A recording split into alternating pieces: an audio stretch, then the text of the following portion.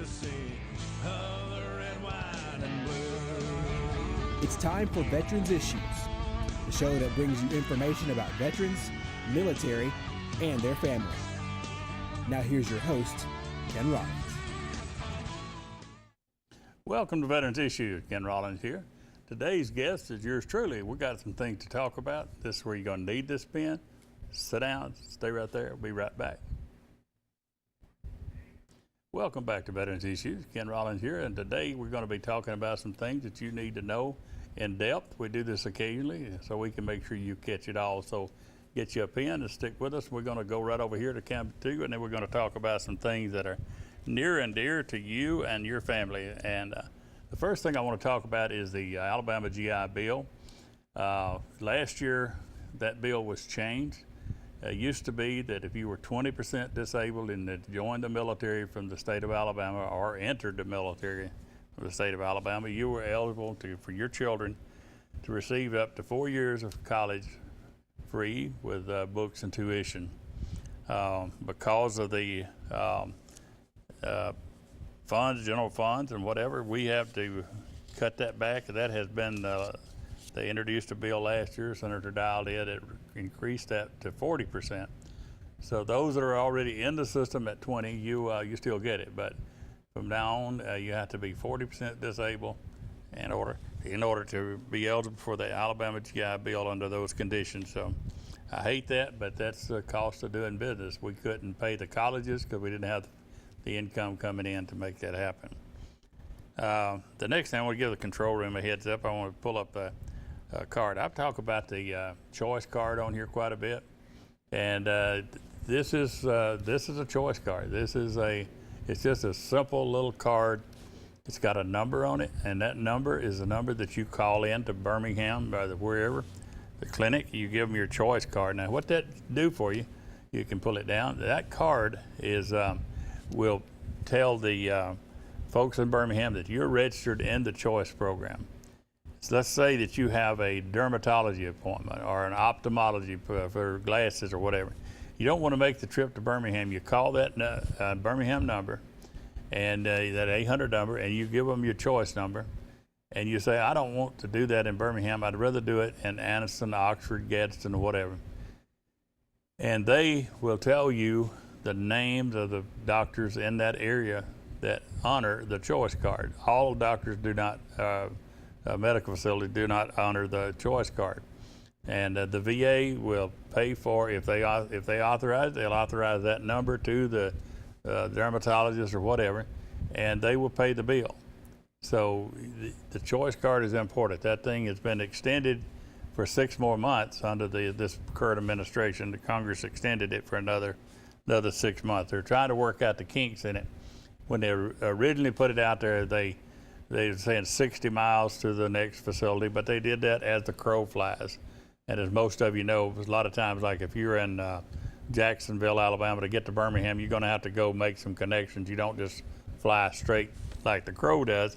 So it was more miles than just the 60 miles. So anyhow, that choice card is very important to you if you don't want to drive all the way to Birmingham for your doctor's visits and whatever. So the next one I want to get ready to bring up the next one, which is about the driver's license, the Alabama driver's license. There it is. That's my driver's license. If you'll notice on the down there it says veteran. That driver's license. No, that's the VA card. I was looking for that VA card. This right here is the card that gets you access to everything in the VA system, VA's health system. This is something when you go in the clinic, the first thing they're going to ask you is you have a card. And if you're going to get blood drawn, where's your card? You're going to get your blood pressure checked, where's your card? So that's very important to enroll yourself in the VA healthcare system. No matter if you're drawing a disability or not, you need that card. Now the driver's license, if we can find that one, if I don't have a driver's license. Well, if I had the driver's license, I thought I had that up there. But anyhow, the driver's license, down on the bottom of it, it says the word veteran. It's just one word. Down on the lower right-hand side of the card says veteran. You can take that card to Lowe's and other places and get veterans discounts. Applebee's and a lot of those places, IHOP, all of them give discounts to veterans. So that the way you get that on there is you take your DD 214 with you when you go get your driver's license. The next time you go to renew your driver's license, you take your DD 214. You say, "I want the word veteran," but it don't cost you a penny. But you got to show that you're a veteran. It also identifies you for state parks and things like that, because several times a year they give free admission to some of those. So it's important to get that, and it's also just distinguishes you as a veteran. So, and if you want to get it before your license are due to be renewed, just go down to the license place where you get your license. Take your DD 214, tell them you'd like to have the word veteran put on there. There's a little small charge about it, under $1 million. No, I think it's like $18, something like that, to get it put on your license. But it's well worth it to have it on there when they go in places that give 10-15% discount. The DD 214 I just mentioned, this is something that I find dealing with veterans and their families is the most, one of the biggest problems. The veteran has a DD 214 and knows exactly where he is right now, but the family don't. The next of kin does not know where the husband keeps that DD 214. So when there's something happens, let's hypothetically the veteran passes away, the first thing they're going to need is a DD 214 to give to the funeral home if they want a military funeral. And that's the only way you're going to get it, with a DD 214. Well, you know that your husband has one, but you don't know where he keeps it. The best thing he can do is to show you where this is, so so you'll know where it is at all times. I've got a folder for my next of kin that's got that person's name on it and all the things that they'll need, including my burial entry package and everything, is right in that one folder, so that they don't have to, when someone passes on, it's not a great time to be scrambling around trying to find information. So get that DD 214 and say to your spouse or to your next of kin, your child or whoever, say, this is what you need, this DD 214, and this is to get a military funeral. And while I'm talking about military funerals, last week I got a call, a lady very upset, couldn't get a military funeral other than the normal flag, presentation, and taps. That's all they'll do, folks. That's all they'll do. And they're not even required to do, they don't have to do that. No regulation says they have to. But as far as that 21 gun salute type that we talked about, it's a volley, but not a 21 gun salute. But those days are over. I've even had field grade officers that had silver stars and World War II heroes could not get anything but the flag, the taps. So that's all you're going to get. And then I had another one day before yesterday. Well, it was yesterday, that wanted me to get them a pastor for a burial at Montevallo, south of Birmingham, at a military cemetery there. So these are things that the veteran, if you want to do something for your family, if you want to do something that shows your love for your family, put this together in a folder and let them know where it is, including who you want to do your funeral. You don't have to say I'm getting ready to die, but when they do that, a great thing for you have on here, this pastor is one I want to conduct or this person I want to speak at my funeral. This is where I want to be buried. All those instructions in that folder, and that DD 214 is right in the middle of them, and that's what's going to take. And we'll talk more about that when we come back. And that's where I'll keep this pen, because we're going to have some other things that's going to need to do. I'll be right back right after this message. We can pay the bill. Stay where you are. Welcome back to Veterans Issues. I hope you got something out of that first segment, and we're going to keep on going, and we're going to come back to the items I was talking about there, the DD 214 and the funerals. And again, there are funeral places that does free burial and that kind of thing, and you'll need transportation and that kind. But Montevallo, south of Birmingham, and then we got one at Spanish Fort, which is the only state cemetery in the state of Alabama. And there's a lot of funeral homes that can help you. So if you got a problem in the funeral arrangements and things like that, you got my information shown here on the screen periodically. So give me a call and I'll tell you how to do that. Now I want to skip to something that's not a very happy thing, but it's something that I deal with a lot. So if I'm dealing with it a lot, I've got to assume that there is a big problem out there. We have 22 veterans that take their lives every day, suicide. The Birmingham VA has a huge program that has to do with the suicide. That's because of the losing of lives, and there's lots of reasons for it. I could go into detail and tell you some of the reasons that I've found that they do that, and if I have time, I might mention it. But here's a number I want you to write down. This is not the number I give you every week, but this is a crisis line. It's not the crisis hotline, it's a crisis line, and it's 1-800-273-8255. When the voice comes on, press 1. That's the crisis line. I believe we got that. Did I make copies of that, or maybe not? No, I didn't make that. But that's okay. 1-800-273-8255. Press 1 when it starts talking. That's the crisis hotline, if you will, for a lack of a better term. If you know someone, now here's what you look for. Someone that's thinking of hurting themselves, looking for ways to kill themselves, talking about death, dying, or suicide. Self-destruction like alcohol or drugs. Hopelessness, feeling that there's no way out. You heard people say, well, I got no way to go, I'm at the bottom. Anxiety. Who knows anybody like that? Agitation. You don't know anybody that gets agitated. Sleeplessness or mood swings. Do you know anybody like that? If you do, that could be warning flags. Flags should go up.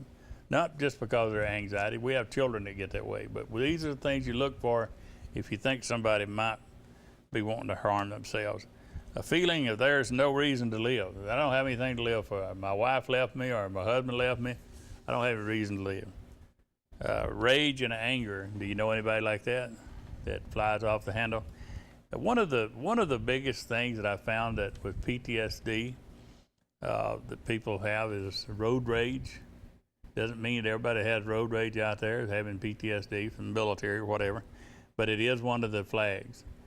And so if you got a spouse or a relative or a neighbor or somebody that's experiencing that, you might want to look into that situation that might be you want to call a hotline or that crisis line I just gave you.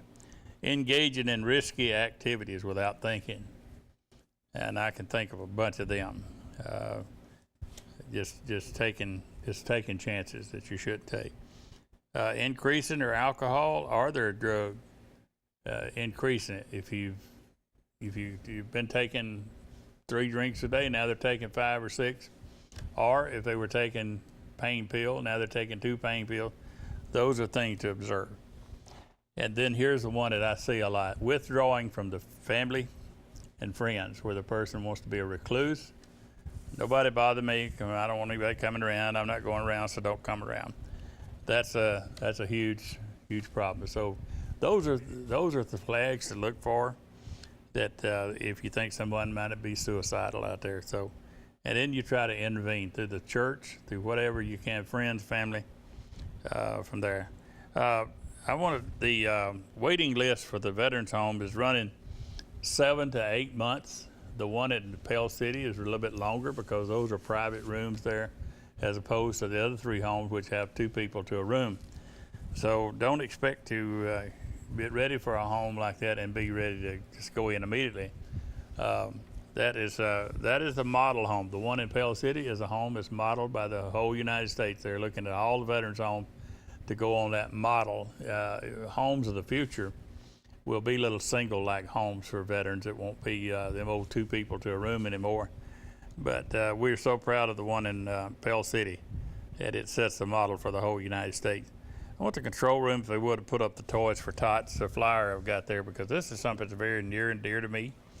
Every year, these guys, the Marine Corps League and the Marines out of Birmingham, a lot of kids don't even have a Christmas if not for this Toys for Tots. And these folks, they do a great job. They're open up here on 2012B Bravo B Quintard, 2012B on Quintard. They're open Monday through Tuesday and Wednesday of the week. Applications are taken there. You got to go in person now. You can't call up there. You got to go. And it started on October 2nd and it goes through November the 15th. if you got a kid in need, or you know some kids in need, that's where the applications have to be. You have to go in there, physically go into this place and tell them what you need. You give them the sizes of your children, the ages and the sex of the child, and the type clothing they wear and all this kind of thing, size clothing. And so they need to know if they're going to be a bicycle or whatever. That is, it's important that you remember what I told you on 2012 2012B Quintard.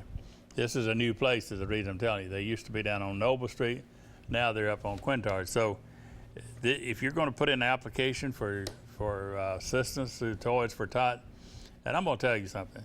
I have submitted the names of a veteran, and he's also a law enforcement, and they have benefited from this program. And I don't know, there's some kids out there that don't get a Christmas, but I'm going to tell you what the Toys for Tots gives to a family is all they'd ever need in some cases, because they give a humongous, and it's not junk. These are unwrapped, they are unopened. These are new gifts and new items. So can't say enough about Toys for Tots. It's been around for years, like the Salvation Army. It's just a great organization doing great stuff. If you've got end of the year donations you'd like to make, I can get you, if you'd like to give to the veterans organization that helps a lot of people. We put we do educational things for children of our Vietnam veterans. If they're grandchild or daughter or son, whatever, direct relative of our Vietnam veterans, we send them through. We give them educational assistance. We don't give like scholarships. We got somebody that's say in a 2-year college for cosmetology or nursing or whatever. We give them $1,000, and sometimes we go right back on it and again give another $1,000. We do that out of our funds that we get through our membership, but we don't have that big money. But if you'd like to help a veterans organization that puts the money straight back into the area, ours goes right here in the community. So if you'd like to do that, give me a call, and I will get you a receipt for your tax purposes and all that. So Veterans Day is November the 11th up in Centennial Memorial Park. I look forward to seeing you there. You're going to be looking a little bit different. I'll talk more about that here later. But while I'm on this right here, I want to say something about a very dear friend. We lost, all of us lost him. He's the mayor of Oxford, Mr. Leon Smith. Me and several others are on a committee to honor Mayor Smith. And I'll have an announcement here about that shortly. So I don't know how much time we got here. Let's see. Let me see. But anyhow, I'll let you know when we do that. If you'd like to help on his memorial, I'll be calling you to do that. So we're going to go to news you can use here in a second. And I had the note here. I can't even read my own writing, but we'll be right back after this. Stay out. Get your pen. Welcome back to Veterans Issues. I appreciate you staying with me this long. And we got some stuff here now that you can use. Unlike the other, this is an addition to, and maybe some of the same stuff. The VA hotline that I talk to you about every week is it was different than the number I just gave you a while ago for the crisis line. This is the VA hotline that gets you all things veteran. It's at the White House. It's 1-855-948-2311. 855-948-2311. Now that's the number. If you have anything veteran, contact that. Get any question. The Veterans Day program I told you about was the November the 11th at 11 a.m. Centennial Memorial Park. The parade committee wanted me to tell you that the parade this year, normally it starts at 17th and Noble at the county admin building. This year it's going to start at 22nd Street, which tells me that they are expecting a huge parade because you're going on up the street another 5 blocks or so from 17th to 22nd. You're going to start up there. So that's awesome that they're going to have that big of a parade. That means that they got that many entries is what I'm saying. So it starts at 2 p.m. So we have the ceremony in Centennial Memorial Park. I'll go start at 11 o'clock. We should finish by 12, shortly after. Give you plenty of time to grab a sandwich and get on down and get in line for the parade. So plan on attending both of those to honor the veterans. As we do this in the park, we also honor those who paid the ultimate sacrifice. So it's not, the Veterans Day is for us veterans, but we also feel like we need to pay tribute to those who didn't get to be the veteran status, that they didn't make it. So that's why we do that. And we'll have some great music, and we'll be talking more about that as we get closer to it. Now, again, that crisis line I gave you earlier, 1-800-273-8255, and press 1. Now, here's a website that I want to give you, and a phone number that is very, very important if you know a veteran, and especially a veteran in need. It's Wounded Warrior Alabama. All one word, Wounded Warrior Alabama at gmail.com. Wounded Warrior Alabama at gmail.com. Now, that's a great organization by Ross Winter, Mr. Williams. They do great work. The phone number is 256-458-2715. 256-458-2715. Now, just to show you an example, I got a call from Mr. Williams with that organization asking for the pasture for a veteran who had taken his life, and they was burying him in Montevallo, and they needed a pastor, a preacher to do that. And he took care of that. By the time I could get pulled over, I was traveling. By the time I could get pulled over, I got a message back, thanks anyway, I got it taken care of. They do all kind of things. They help veterans that's in trouble and with their power bill or anything that you have. Is not to do, you don't have to be a wounded warrior to get help from this organization. They're great people, and if you know Ross Winter, you'll know why he's doing that. He's a veteran himself, and a dang good one if I do say so. The clinic nurse wants me to remind you that we're in the flu season, and this is wash your hands. Wash your hands. I want to remind you too, from me, when you grab that buggy at your shopping store place and it handles warm, just realize the person that had their hands on it, you don't know what they were doing with their hands prior to you touching it. So wash them hands. And you got to, now the firefighter memorial I've been telling you about, they already digging in it up there in the Centennial Park, so that's what you see. So keep them buying that law enforcement tag. That's you don't have to be in law enforcement to do that, but think about that the next time you get your tag. And so we run out of time. This week's salute, I want to go to all the folks. There's a lot of people that sit there and do this information for the Toys for Tot. The people that work the paperwork, this is for you. The Toys for Tot, and I'll see you next week on Veterans Issues. Salute.